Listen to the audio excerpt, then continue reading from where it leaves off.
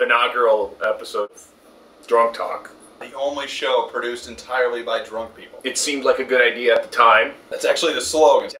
I don't masturbate. I think it goes against God's plan. I'm of the opinion that masturbating out of love, where you're trying to build a family, is probably the most Christian way to masturbate. Right. It's far-fetched because the chances that, you know, it'll lead to procreation is pretty slim. Maybe the way you're doing it. A person dedicated to the second coming of Christ in my lifetime, much like the original apostles. Yes. Because they thought Jesus would come back in their lifetime. I believe Jesus will come in my lifetime, and you, my friend, being borderline retarded, that must make me amoeba-level intelligence. You know, this Jesus, he's quite a character. I mean, he has omnipotent powers at his fingertips, but he's a carpenter. Let me tell you something. That's called underachieving. He could have done anything, and it's like, nah, I gotta finish those shelves. Yeah, but our daughter's blind. It's like, it's out of the way. I gotta go over there, do my thing. Look, I can't be using my miraculous powers all the time when I got cabinets to build, all right?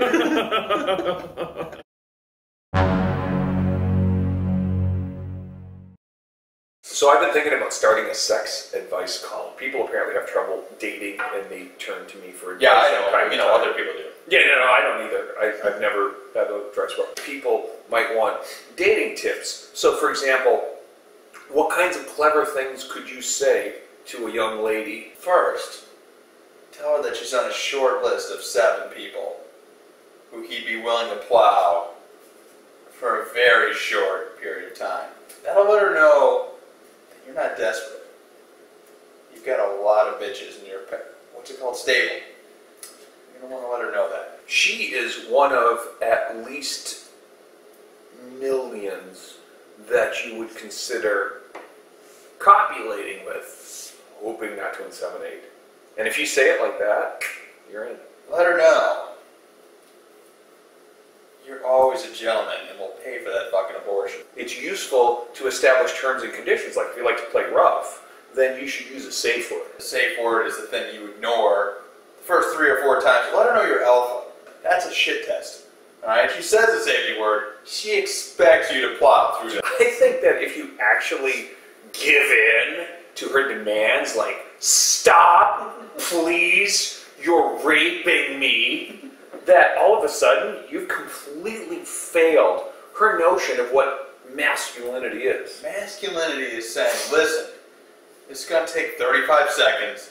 It's going to be incredibly painful. You're going to hate it. Suck it up. Let's face it, dude. We all it'd just be gave so the awesome safety because it'd word. be like, hey Eric, you good to go? No. Yeah, hey Rich, you good to go? Fine, done. Now I got to sit there and spend all this time chatting her up, that she was a trainer. buying her. It didn't even bother me that she had a bigger package than I did. But what bothered me, she was always rubbing it in my face all the time. Now let me dissect that joke for you. See, there's this tranny who has a dick. Now, when you think I say rub in my face, you're thinking she's bragging about the size of her dick. When in fact, she could just very well be rubbing it in my face literally. By making the literal and figurative statement at the same time, I have made a joke. A joke which, as of the sound of that, you should have started laughing. Yeah, fucking anyone of the same species? Yeah, I'm banging this one broad. Yeah, how's that going? Well, you know, I basically just, I'm basically penetrating her, and it's good. It's good. But you know what? Then it all goes wrong. She wakes up. And it's like, what are you doing here? How did you get in here? Who are you? I'm calling the police. And I say, that's not a free market solution.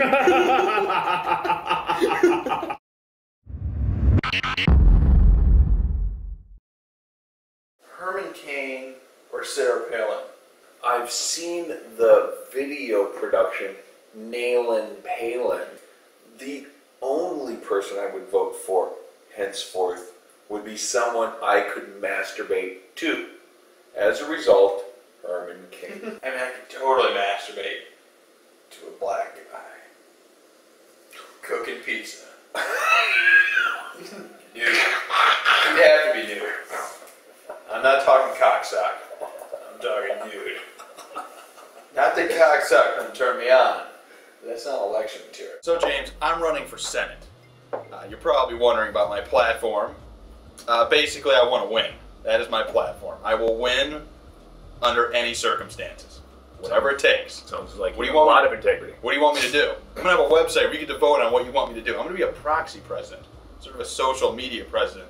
So what do you want, James? Here's what I would like to make it so that welfare takes care of me entirely, and I never, ever have to show up for food or work again. James, I can do that because it's not my money, and I don't really care as long as I get your vote whenever the election is. I haven't paid attention to when the election is yet, but it is coming, and that's what I'm, well, I can't really say I'm running, because that would be illegal at this point, but I am going to somehow be in the election.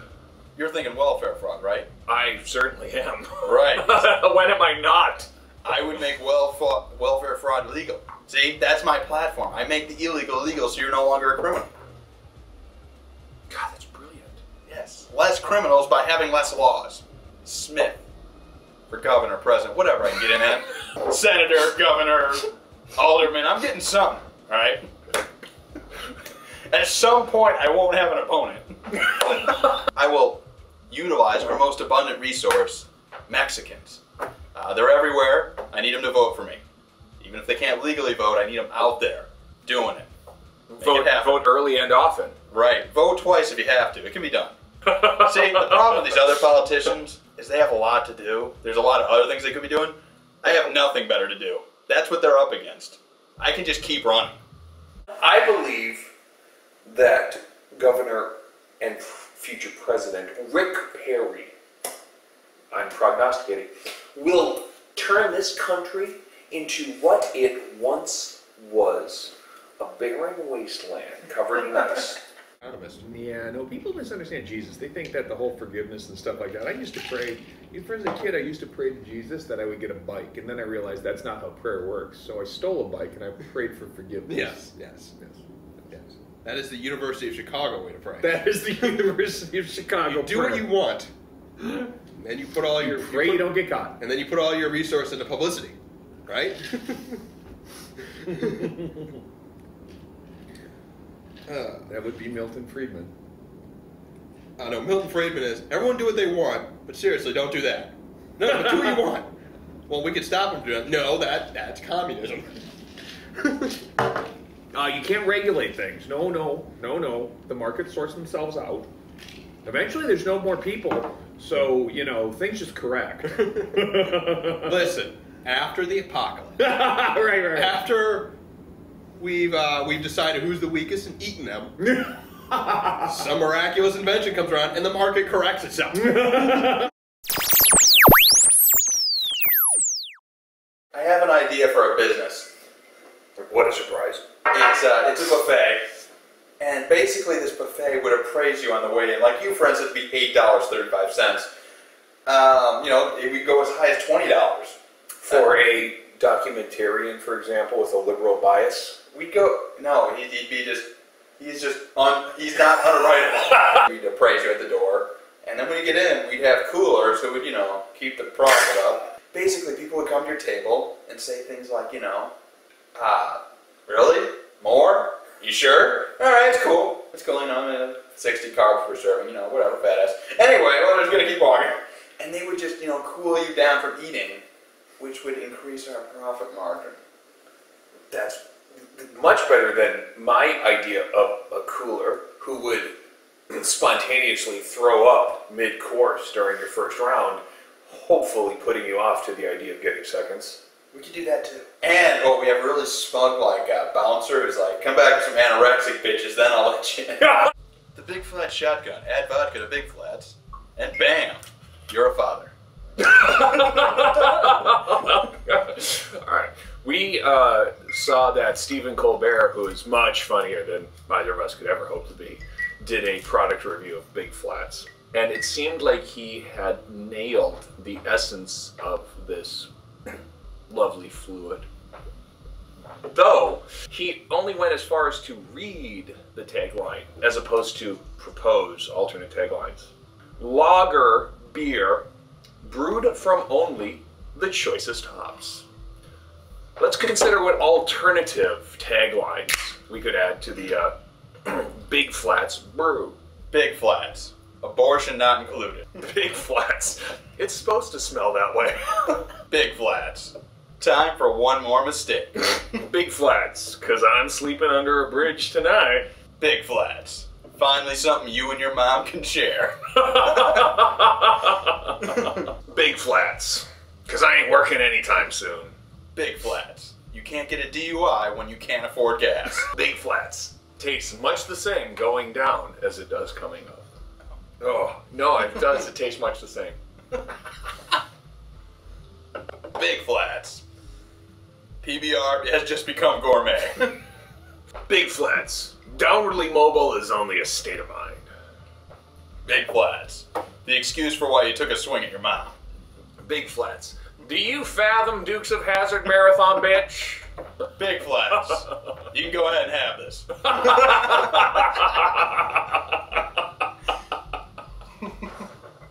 Big Flats. What girlfriend? That'd be a really good idea for a Big Flats commercial. Be like, can I get a Big Flats? I'm sorry, we don't carry that on tap. It's like, not my bar. I'll take my $3 somewhere else, pal. Big Flats. Brewed from only the ingredients we could afford. We can come out with our own beer, that's even worse. Hipsters would drink it. Flat Tire's beer, now in a 48-pack. It's rancid water. That's lovely. With a cat full of Everclear. We could do this. Wouldn't that be great if you had like a montage? It was like the $6 Million Man. It's like, we can make a cheaper beer. It's like, no. Big Flats. Drink, fuck it, just drink irresponsibly. The faster you die, the faster you are off. It's basically like being like Tony Robbins, except instead of doing that thing where you come in with a high five and you like give everyone, you just come in and you go, listen, pizza face, hook nose, bitch tits. Let me tell you something. None of you are going anywhere. You're all a bunch of fucking losers. And people who are very successful would go there to stay grounded. That's brilliant. You know what's amazing? I have a complete knack for pointing out people's faults and foibles. It's like this job has been calling to me my entire lifetime. By the way, have you put on weight lately? You look like a much less attractive version of Matt Damon with cerebral palsy. Well, we could have a talk show called Narcissist on Narcissist. Here's how it works. I interview you, but as I'm interviewing you, I'm actually talking about what's so great about me, and then you try to take the spotlight from me. So, for instance, so I hear you know this guy. Hang on a second. I have more important things to do on the other end of the screen. Let me assure you something, and this is a guarantee. I am inebriated.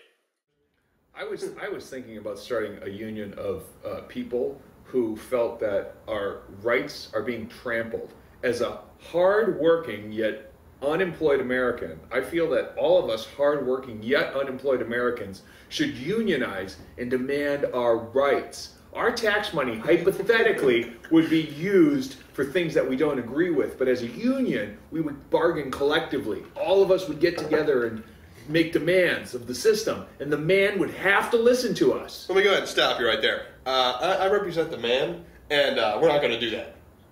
Whatever you want, it's not happening. But here's what we will give you. I am the 63%. Let me tell you something. Here's what we're going to give you.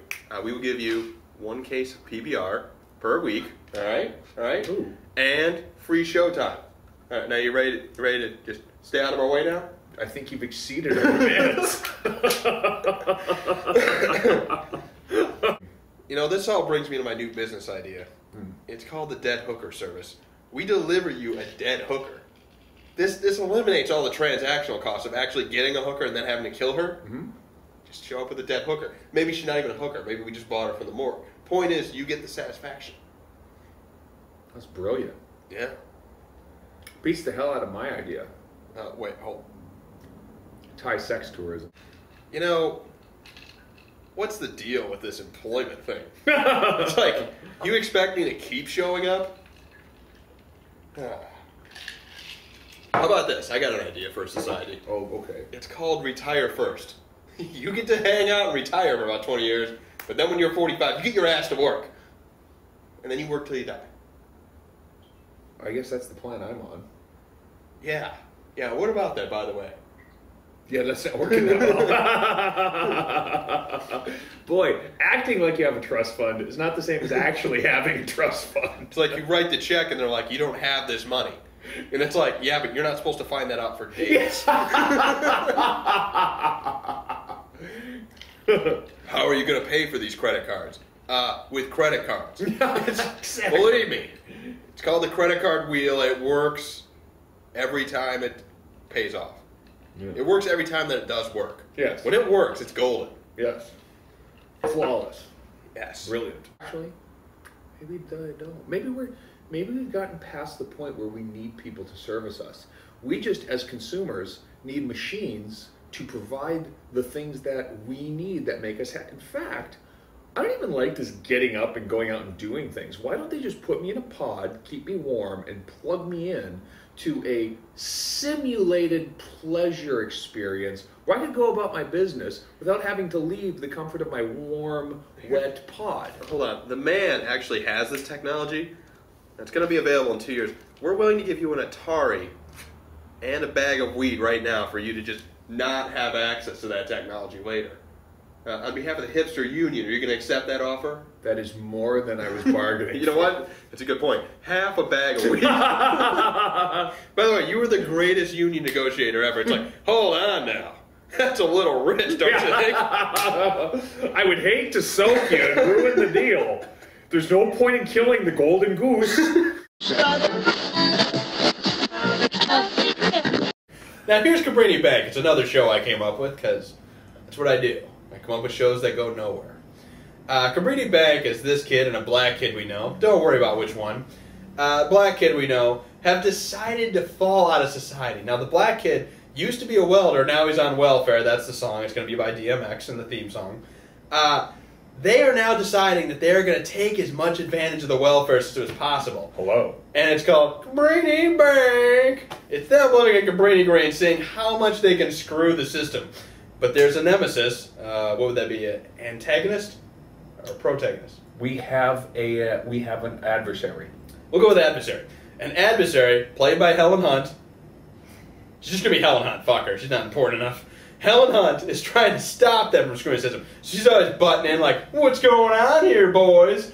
And there's another quirk. The black kid, who's not here right now, we might get him on here someday. The black kid has this quirk where his hat's backwards, and he's black, right? But then all of a sudden his hat goes, he has multiple personality disorder. His hat goes forward, he's like, what the hell am I doing here? This is wrong, I'm exploiting the system. The fuck that. And it's like his hat goes back, and he goes black again. It's incredibly racist.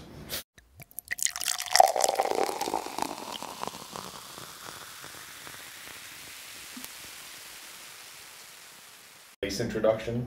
Yes, but it's not the Seinfeld base introduction. Excuse me. It's the Milton Feldman. $110,000? Who do you think you kidnapped? Seriously.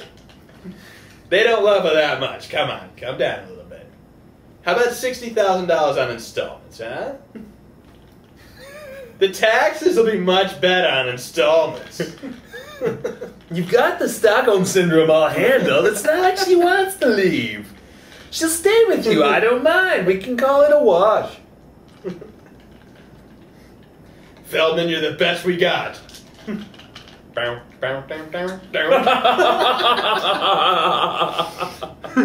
What's the deal with when they send you their fingers? The fuck am I supposed to do with these, I say? Okay, here's the thing. I think you have an IQ of room temperature. Now, I can't prove this objectively because you're not smart enough to sit through a test. However, I believe rock, paper, scissors can settle the matter. All right. So, rock, paper, scissors. If I win, not that it's winning, if I win, your IQ is below room temperature. If, however, you win, your IQ is precisely equal to room temperature. Well, I'd love to do rock, paper, scissors, but unfortunately the game just isn't objective enough for me. I do have a similar game, though. Okay. It's called Heroin, Duck, Brick, Nunchucks. Here are the rules. Heroin's a draw. The duck bites you, but nothing happens. And the brick always wins. And you're not allowed to use nunchucks. So, alright, here we go. Or do we do 1, 2, duck? It doesn't really matter because I'm going brick. And for some reason my brick smashes your brick. I don't know. They're very spontaneous rules. It seems like an excellent way to settle a dispute. What we should do? We should pitch this to Netanyahu and see if we can settle this whole Middle East thing. Because 2,000 years have been leading up to heroin, duck, brick, nunchuck. But don't be using the nunchucks. That is unfair. But they are part of the game. Okay. Yes. You're disqualified for using them. It sounds like this would make an excellent over-the-top style movie where we could actually have the heroin, duck, brick, nunchuck offs. Well, in my fantasy, I'm actually directing a movie such as that with all the same people from Rocky. Basically, Burgess Meredith, I assume, will be CGI. likely. Basically, Drago, still played by Dolph Lundgren. He will be the Madman Brick, and Rocky will be the Cutter. And I don't want to spoil how the movie ends, but let me tell you something. Dolph's gonna win. Did you remember the first X-rated Oscar movie? No. This Midnight Cowboy. That was X? Yeah. I've seen it like 5 times. That movie is like PG-13 by his standards. I know, right? It's like if I were rating that movie, I'd be like, all right, so he's about to beat up that guy and pay him for the blowjob. I know, right? I've been there. Been there, done that. It's always, I'll write you a check. And what are you going to put in the memo of that check? Huh? They ask questions. All right. So I got this great new sitcom. And I think it's pretty brilliant. And so is anyone else who has ever heard it. Basically, it's 1948. And Hitler and Himmler have escaped to Brazil. And they decide to become roommates. And, it's kind of Three's Company, basically. It's the same thing, they got their little crap jobs. And Mr. Furleystein, he's always up in their grill like, you guys aren't Nazis, are you? And they're like, no, Mr. Furleystein. Now, Hitler's always, plotting against him. And it's just pretty nutty. So I got this great idea for a sitcom. And mind you, it is a comedy. So this guy supposedly rapes this girl, date rape, soft rape. And rapes this girl one night. And she turns out to be a total coos. Her story doesn't exactly check out. So the judge sentences both of them to living alone together in his 100 square foot, stereotypically bad apartment. Just the one solitary light bulb hanging in the middle of the ceiling. For 12 years, which is apparently legal. So, sentences them to live together, and this show is called Waking Up to Rape. Because, see, they're stuck in the same room together. If he is a rapist, they'll find out. This judge is all about getting to the truth. Oh, God. I have this idea for a game show. It's called Shark Tank. We take 5 people who have business ideas, right? We just ignore the business ideas, drop them in a Shark Tank. Whoever lives the longest gets to move on to the lightning round. Now, I know what you're wondering. What is the lightning round? Oh, wait, what is the lightning round? Well, we wrap them in aluminum foil, put them out in the middle of a field during a lightning storm, and see who survives that. Makes perfect sense. It's a lightning round. Whoever survives that gets a brand new Prius. Apparently, it's dressed like the other guy did today on Drunk Talk. I'm going for David Duchovny with HIV. You've lost an awful lot of weight. And when I say an awful lot, I'm thinking 300-400 pounds. Dude, what else is a mindfuck? When someone with a really small dick starts raping you, that is a mindfuck. It's called Drunk Cab.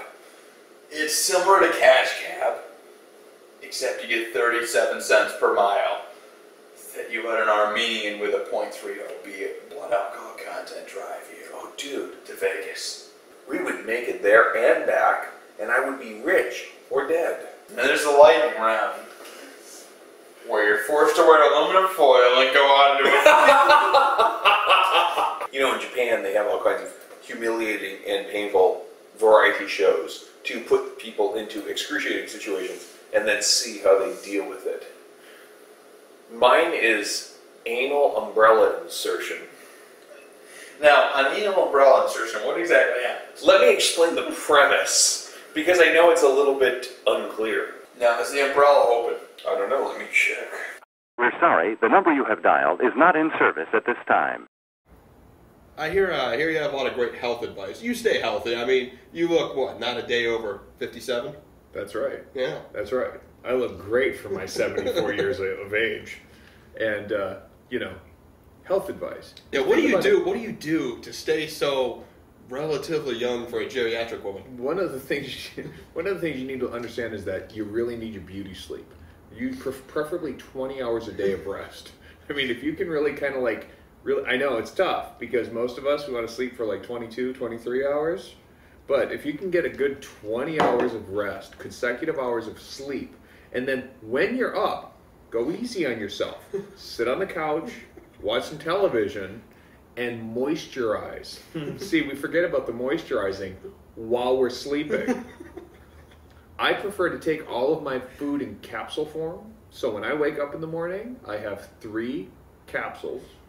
I have Quaaludes, I have Valium, and I have preferably Ritalin. Yeah. But sometimes I can't Do you get really Ritalin. need your attention span? Right?